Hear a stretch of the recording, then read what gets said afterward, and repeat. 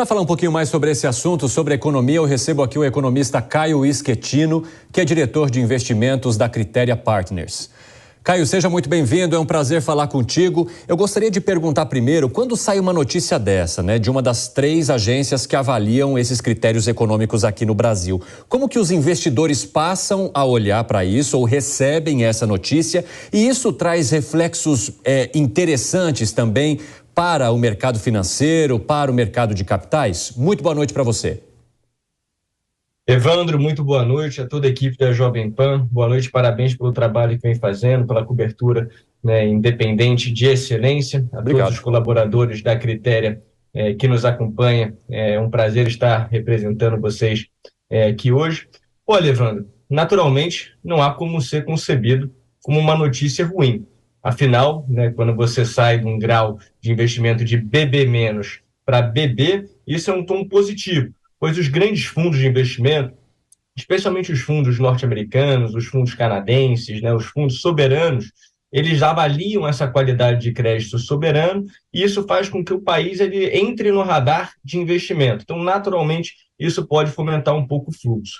Fluxo este que a gente vale ressaltar que em 2022 foi recorde de entrada de fluxo gringo aqui no Brasil. Foram aproximadamente 190 bilhões de dólares que entraram. Até o presente momento desse ano, a gente tem aproximadamente ali 25 bilhões de dólares. Então, nem perto do fluxo que a gente viu no início do ano. Então, no mercado, a gente tem um ditado que rege: sobe no boato e cai no fato. Hoje não aconteceu isso. A Bolsa acabou subindo, talvez por outros motivos que a gente pode entrar em mais detalhes. Afinal, o dia de hoje ele reflete muito bem o que vem sendo o ano.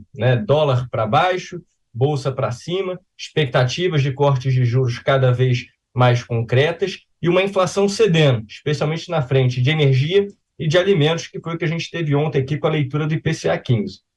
Ficou o desempenho da Bolsa hoje? Como é que o mercado fechou? Excelente. O mercado começou amanhã ali, Evandro, e foi uma tônica interessante, Com uma leve queda no meio do dia ali, ele operou ali no positivo, mas aguardava-se a decisão do Banco Central dos Estados Unidos, cujo FOMC, que é o equivalente do Copom, um comitê de política monetária, Sim, ia determinar o compasso dos juros por lá. A decisão veio positiva, aumentaram 0,25, isso já estava precificado pelo mercado, mas o que mais animou foi o parecer do Fed. E o parecer do Fed, nesse sentido, foi que ele não aumentará mais os juros, tampouco elevará. Ele vai aguardar os dados macroeconômicos. Então, ainda tem 2 leituras de inflação para vir por lá, tem bastante leitura ainda do mercado imobiliário. Então, eles estão em compasso de espera e vão aumentar os juros lá de acordo com as leituras. E o mercado, há um mês atrás, precificava 2 aumentos de juros. Quanto mais aumento de juros, mais eu freio a minha economia. Logo, só essa sinalização do Banco Central norte-americano de que vai aguardar as leituras que estão por vir já foi o suficiente para recuperar as bolsas ao redor do mundo, fazendo com que o Ibovespa encerrasse na máxima do dia, aos 122 mil pontos. É o maior patamar do Ibovespa, Evandro, dos últimos 2 anos. O dólar indicou para 4,73. Também é o menor patamar aí dos últimos 3 anos. Então foi um dia de êxtase aqui para as bolsas locais, que tiveram alguns resultados corporativos também sendo divulgados. Ô Caio, agora quando a gente vê o governo atual comemorando esse resultado e essa indicação da agência Fitch. E claro que tem também questões que estão sendo conduzidas por esse atual governo. Mas quando a gente olha todos os fatores que levaram a essa melhoria do lugar do Brasil nessa questão relacionada ao crédito, tem também coisas que foram estabelecidas de governos anteriores e que acabam sendo colhidas neste momento?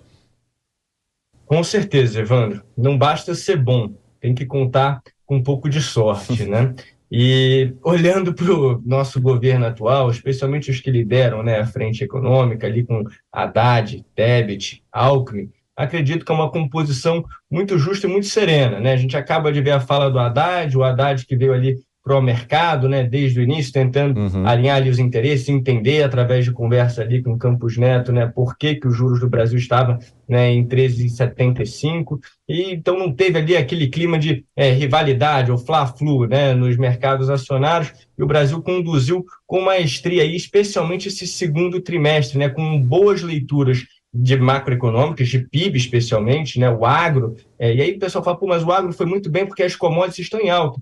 Não, senhor, né? As commodities elas estão em quedas. O que ocorreu foi a balança comercial brasileira estar registrando superávites que a gente não imaginava. Desde o início do ano, Evandro, a gente não teve uma leitura mensal abaixo de 10 bilhões de reais.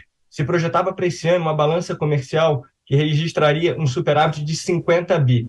Nesse compasso, a gente já está falando de 80 bi. Então, isso puxa muito o PIB. Então, não é o preço, é o volume que está sendo exportado. Então, a gente teve uma leitura muito boa, macroeconômica, inflação cedendo, a indústria, especialmente no Brasil, vem sofrendo bastante, né? Isso faz com que a queda nos preços ali, tanto de energia quanto de alimentos, né, seja atenuada. E aí, naturalmente, o governo vem surfando, né, essas leituras. Mas aí você falou, né, o que foi feito no governo anterior? Ele foi um governo reformista, né? Então, a gente teve ali o marco das estatais, a gente teve o marco dos saneamentos, o marco das startups, e recentemente a gente está vendo umas emissões assim enormes na frente de infraestrutura, né? A EJA, no Rio de Janeiro, por exemplo, está captando agora 5 bilhões para investir em infraestrutura. Isso é investimento que a gente chama de PPP, né? Que é parceria público-privado, BNDES entrando com 2 bi, o mercado de capitais captando os outros 5 bilhões, e a gente tem um investimento contratado só em saneamento, Evandro, para você ter uma noção da ordem de magnitude, de 700 bilhões de reais até 2033. Quando você olha para a energia, são 480 bilhões de reais até 2031. Então, o que foi feito, naturalmente, já atrai esse fluxo gringo. A gente só não sabe se esse fluxo gringo será tão forte, porque ano passado já foi exacerbado. A ordem de magnitude, ano passado foi 192 bilhões, 2021 foi aproximadamente 40 bilhões. Então, foi uma ordem ali quase que 4, 5 vezes, né, acima do que já havia sido o recorde anterior de fluxo gringo entrando no Brasil. Então, isso a gente tem visto ali um fluxo gringo um pouco errático. Mas essa revisão de rating no Brasil já era esperada. Aí você me pergunta, então o Brasil agora vai ser investment grade, como a Haddad falou. Isso que eu queria saber, o que falta para ele chegar? São degraus, só para a gente finalizar, mas são muitos degraus ainda que o Brasil precisa subir, hein, Caio?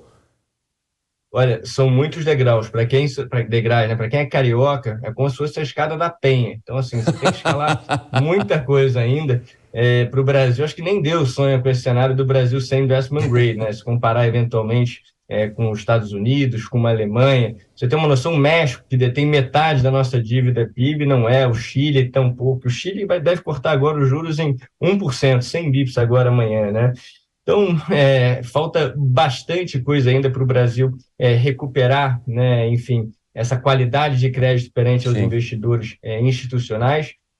Primeiro, a gente tem que ver como que vai se dar essa segunda etapa da reforma tributária, né, ela que ainda passa pelo Senado, deve ter 3 frentes ali que devem ser ajustadas, volta para o Congresso. Então, ainda tem N variáveis no Brasil, a gente fala que até o passado é incerto, né, a frase que foi cunhada aí pelo Malan, para que o Brasil possa se tornar um investment grade. Então, acho que é um sonho aí muito distante ainda, né, para o Brasil realizar, Evandro.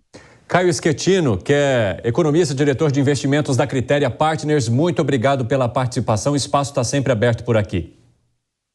Eu é que agradeço pela presença, uma boa noite a todos os telespectadores e siga acompanhando aí o jornal, que é de excelência. Forte abraço. Muito obrigado, até a próxima.